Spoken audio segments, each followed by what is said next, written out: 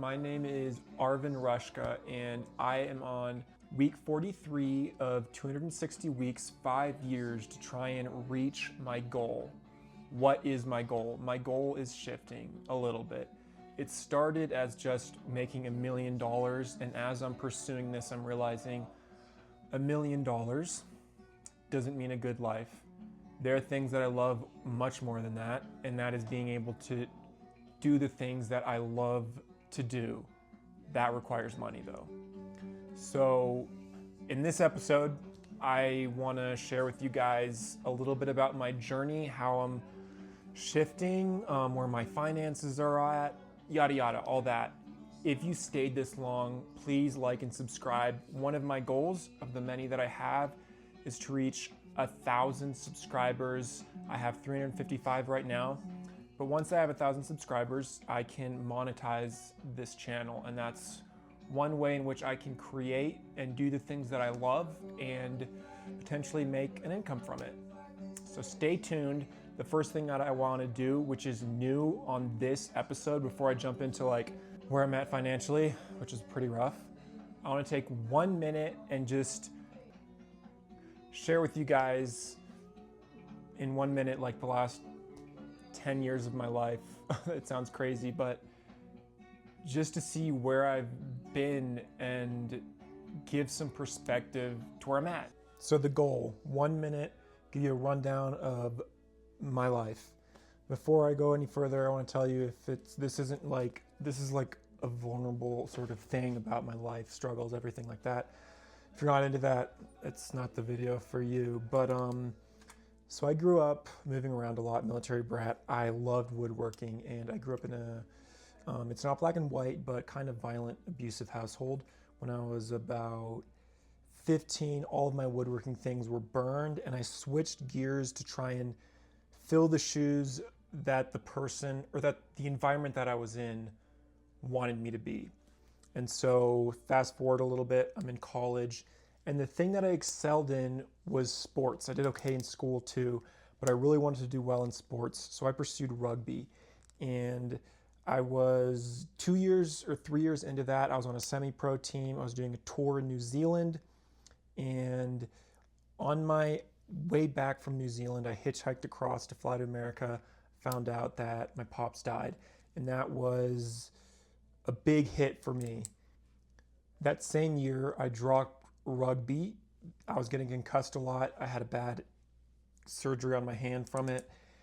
And I switched to track and field, which was new to our school. And so I put everything into track and field. I changed my degree as well. 3 years into that, I was having real issues because I was choking. And that had become a theme in my life, not meeting up to my expectations. So I started therapy to fix that issue. I did therapy and hypnosis and like psychedelic therapy to try and help me. And I think it was helpful, but it was too much for me all at once. And I kind of just had like a big existential crisis. I dropped everything, roamed around America, lived out of my car for a couple months, and then I got fed up and moved to the Netherlands, which is, I'm a citizen of there, so I was able to do that. I was 2 years in the Netherlands just being depressed, grieving, I don't know. I started my own business, doing miscellaneous construction work. I worked Workaway. I then worked with some distant relatives as a farmer on a potato farm. I was making no money, and I think it was like 2002, I got a note from a friend to be a firefighter, and I was like, okay, now I can make some money. So I left the Netherlands. I did firefighting for 2 years, and in between seasons, I kind of got a little bit back into woodworking, and I forgot and realized how much I love woodworking. After the second season of firefighting, it wasn't for me, and I wanted to pursue woodworking, and I took my first classes in woodworking while doing construction to support myself. And that was in Santa Fe, where I'm still at now. While doing that, I couldn't afford to live off manual labor wages and the cheapest place in Santa Fe. So I guess got fed up again. I quit my job. I left my place and I got the place I'm in now, and it's more expensive, but I sublease, so I rent out the rooms to make it affordable.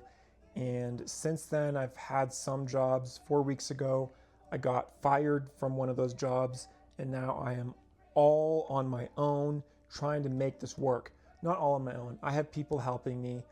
Otherwise, this life wouldn't be worth it, and it wouldn't even be possible, really.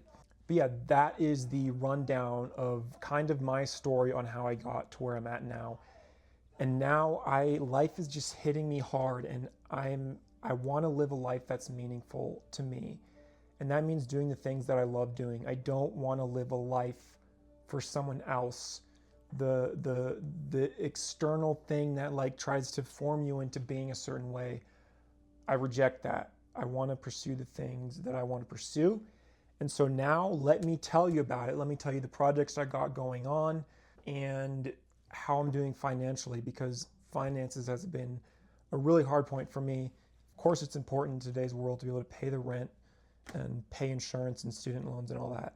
All right, so I got some projects that are helping me make it through, making me some money while doing things that I love. My finances, not great, but I'm $1,000 richer than last week, which puts me at negative $9,055.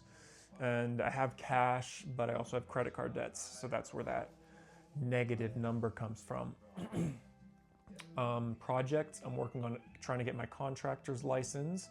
That's something that has been in the making for almost the full 43 weeks that I've been working on this. It's a big process. I just created a website. Check out the website. It's in the description of my YouTube page. It's where I sell some of the things that I've created.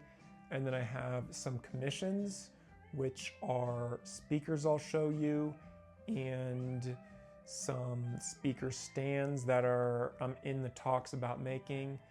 And then finally, I have people that I do handyman work for, which is less about what I love doing, but it creates the necessary income for me to survive now. Let me show you the things that I am making, and then that's it.